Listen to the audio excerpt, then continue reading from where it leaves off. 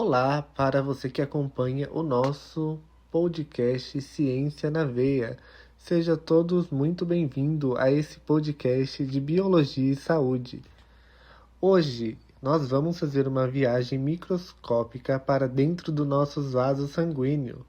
Eu quero que vocês imaginem o seu sangue como uma grande rodovia e os seus glóbulos vermelhos como caminhões perfeitamente redondos, macios e flexíveis, levando oxigênio para cada canto do seu corpo. Mas o que acontece se por causa de uma única letra errada no nosso manual de instruções genéticos, esses caminhões mudarem drasticamente de formato? Para destrinchar a anemia falciforme sob a óptica da ciência e do cuidado, reunimos hoje uma bancada de especialistas. Temos aqui hoje a nossa farmacêutica Nayane do Laboratório Genética e a nossa farmacêutica Keila da bancada de Diagnóstico e Assistência. Meninas, sejam muito bem-vindas ao nosso podcast. Olá pessoal, é um prazer estar aqui para desvendar esse enigma que começa lá no nosso código genético. Vamos entender como esse pequeno enigma se transforma em um grande desafio clínico na circulação. Olá, eu estou animada para discutir como o laboratório clínico e o manejo precoce mudam o desfecho das nossas histórias todos os dias.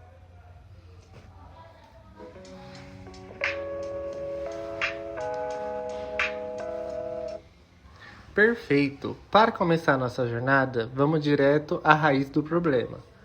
Quando pensamos em doenças genéticas graves, a maioria das pessoas imagina a perda de pedaços inteiros de cromossomos. Mas, no caso da anemia falciforme, a história é bem diferente, não é, Nayane? Exatamente, Bruno. A anemia falciforme é o exemplo clássico de como uma alteração molecular minúscula pode impactar toda a filosofia de um organismo. Estamos falando de uma mutação de ponto autossômica recessiva. O erro ocorre no gene HBB, localizado no braço curto do cromossomo 11, responsável por codificar a cadeia beta da hemoglobina. Em uma posição ultraespecífica desse gene, ocorre a troca de uma única base nitrogenada. Uma adenina é substituída por uma timina. O codon original, que era GAG, vira GTG. Uma única base trocada na receita. E o que acontece quando o ribossomo tenta ler isso para montar a proteína?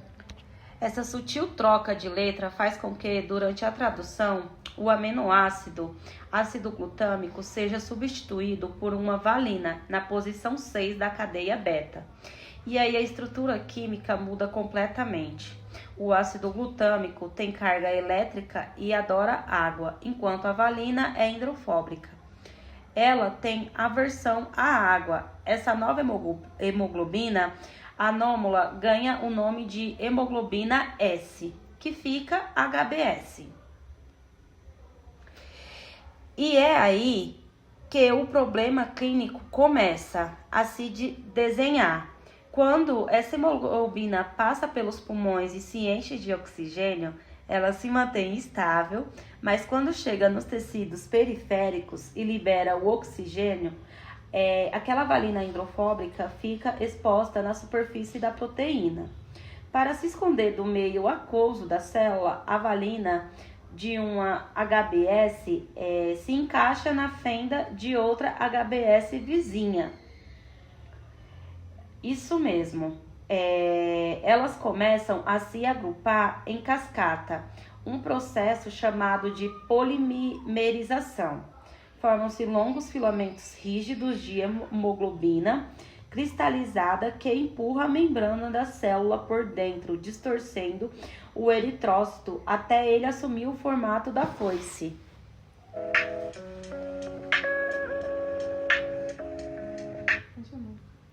Incrível! A célula perde totalmente a sua flexibilidade.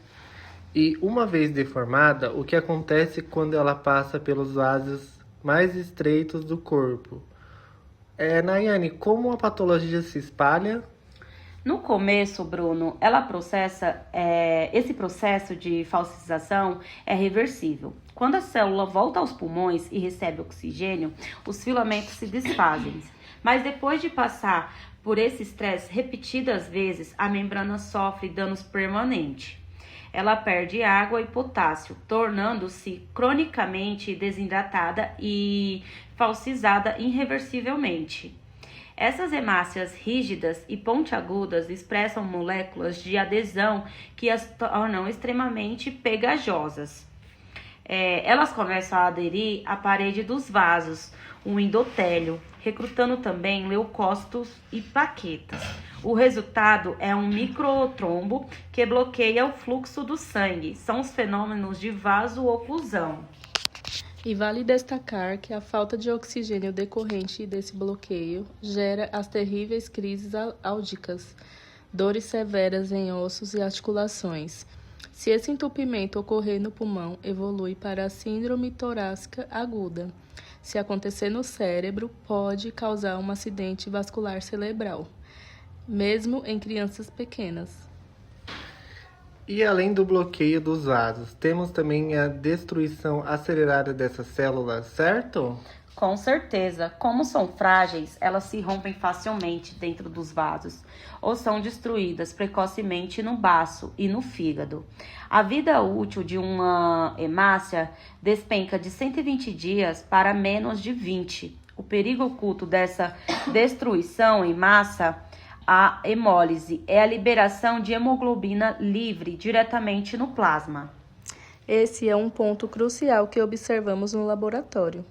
A hemoglobina livre no plasma é altamente tóxica porque ela reage e consome o óxido nítrico circulante. Como o óxido nítrico é o principal gás responsável por relaxar e proteger os nossos vasos sanguíneos, a escassez dele causa vasoconstrição crônica, inflamação generalizada e, a longo prazo, hipertensão muscular. Exatamente. E não podemos esquecer do baço. De tanto filtrar essas hemácias danificadas e sofrer microinfarto por vasooclusão, o baço sofre fibrose e atrofia, completa ainda na infância. É a chamada asplenia funcional. Sem esse filtro imunológico ativo, o paciente fica vulnerável a infecções graves por bactérias encapsuladas, como a Streptococcus pneumoniae.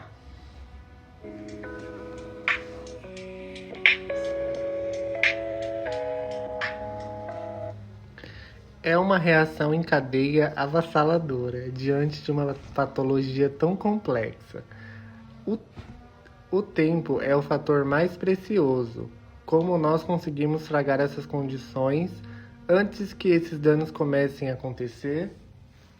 A nossa principal arma no Brasil é a triagem neonatal, o querido teste do pezinho, realizado gratuitamente pelo SUS, idealmente entre o 3º e o 5º dia de vida do bebê. Nos laboratórios de análises clínicas, nós utilizamos metodologias altamente precisas, como a cromatografia líquida de alta performance. Com ela, conseguimos separar e quantificar detalhadamente as frações de hemoglobina presentes no sangue.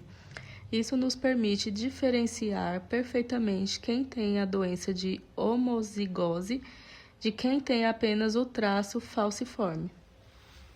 Lembrando que o portador do traço falciforme é saudável e assintomático, pois produz hemoglobina normal suficiente para impedir a polimerização.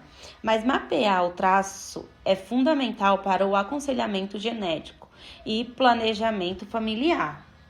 Exato. E para o bebê diagnosticado com a doença, o diagnóstico precoce muda tudo. Nós conseguimos iniciar imediatamente a profilaxia com penicilina oral e um esquema de vacinação estendido para protegê-lo contra a asplenia funcional.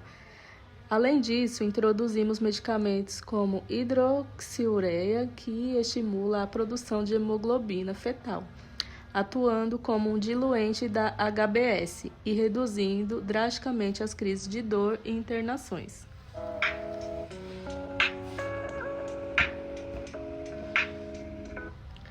Que debate espetacular, meninas! Ver como a ciência translacional conecta a bancada da genética molecular passa pela interpretação clínica da patologia e chega até a assistência laboratorial e farmacêutica, nos mostra a força do nosso sistema de saúde quando há informação de qualidade. Quero agradecer imensamente a presença de vocês hoje. Muito obrigada, Bruno. O conhecimento molecular salva vidas. Obrigada pelo espaço. Foi um prazer compartilhar a clínica hematológica com vocês. Obrigada a todos e lembre-se, o diagnóstico precoce no teste do pezinho é um direito e uma proteção.